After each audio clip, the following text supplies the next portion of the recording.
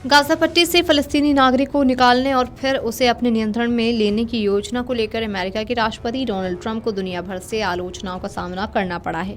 हालांकि एक अमेरिकी समाचार चैनल के साथ बातचीत में ट्रंप ने स्पष्ट किया है कि उनकी योजना केवल एक सुझाव है, न कि किसी तरह से लागू करने का आदेश।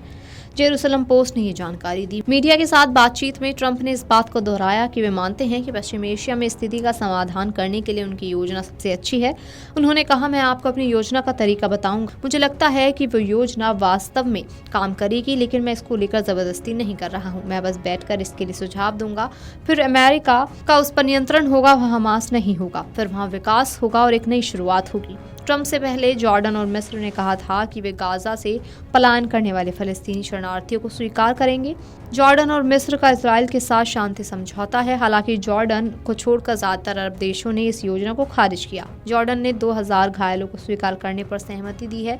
जेरूसलम पोस्ट की खबर में कहा गया है कि शुक्रवार को अरब देशों के एक समूह ने एक वैकल्पिक योजना पर चर्चा करने की मुलाकात की, जिसमें गाजा के करीब 20 लाख की आबादी को वहीं रहने दिया जाएगा। अमेरिकी राष्ट्रपति ने कहा कि गाजा अब पुनर्निर्माण के योग्य भी नहीं है। उन्होंने कहा, वे जगह रहने के लायक नहीं है। अगर आपने लोगों को इसकी जगह एक अच्छे समुदाय के बीच रहने का विकल्प दिया तो मुझे पता है कि वे कहाँ जाएंगे। देखते हैं क्या होता है। इसके साथ ही ट्रंप ने इजराइल के 2005 के उस निर्णय का भी जिक्र किया जब उसने गाजा से अपनी सैन्य मौजूदगी खत्म कर ली थी और नियंत्रण फलस्तीनी प्राधिकरण को सौंप दिया था। ट्रंप ने सवाल किया, ये एक शानदार जगह है, मुझे समझ नहीं आता इजराइल ने इसे क्यों छोड़ा।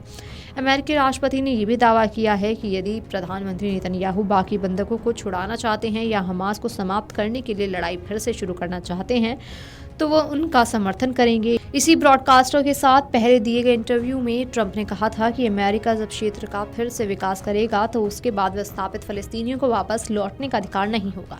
तो वहीं इजराइल और हमास के बीच जारी युद्ध विराम काफी नाजुक मोड़ पर आ गया है। बता दें कि जहां हमास की तरफ से 6 इजरायली कैदियों को रिहा किया गया, वहीं इजराइल ने 600 से ज्यादा फलस्तीनी कैदियों को रिहा करने से इनकार कर दिया है।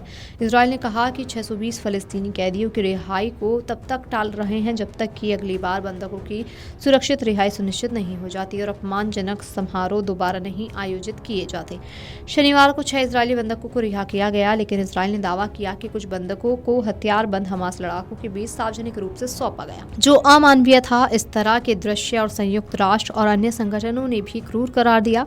इजराइल के इस फैसले के बाद संघर्ष विराम के भविष्य को लेकर संदेह बढ़ गया है। हमास ने इजराइल पर संघर्ष विराम समझौते का उल्लंघन करने का आरोप लगाया है। वहीं युद्ध विराम के तहत हमास ने अगले हफ्ते 4 शव सौंपने की बात कही। वहीं संघर्ष विराम का पहला चरण पूरा होगा, लेकिन इस दौरान इजराइल में बंधकों के परिवार लगातार प्रदर्शन कर सरकार पर दबाव बना रहे हैं कि सभी बंधकों को सुरक्षित वापस लाया जाए। इस पूरे घटनाक्रम से अब तक ये स्पष्ट नहीं है कि संघर्ष विराम का अगला चरण कैसा होगा।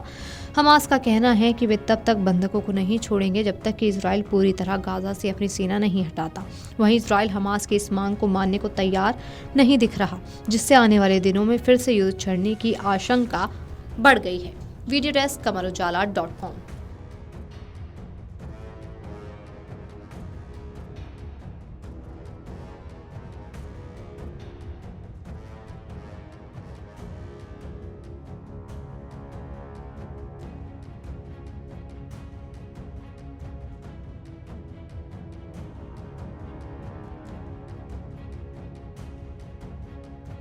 अमर उजाला जीवांजलि के सारथी की मदद लें और महाकुंभ में स्नान जरूर करें।